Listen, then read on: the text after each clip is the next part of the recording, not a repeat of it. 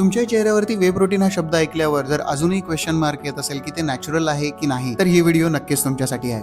High, myself Swapnesh and I am a personal trainer and a sport nutritionist by profession.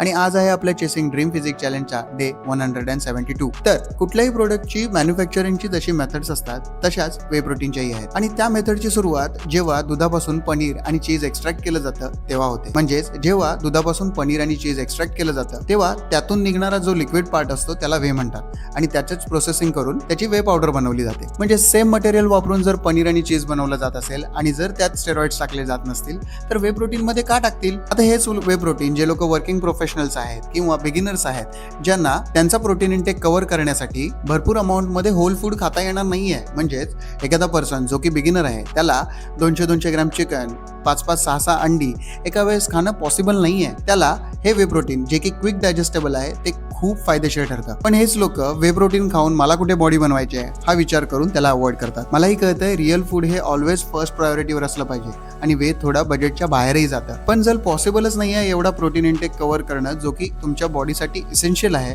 तेव्हा वेचा विचार नक्कीच केला पाहिजे.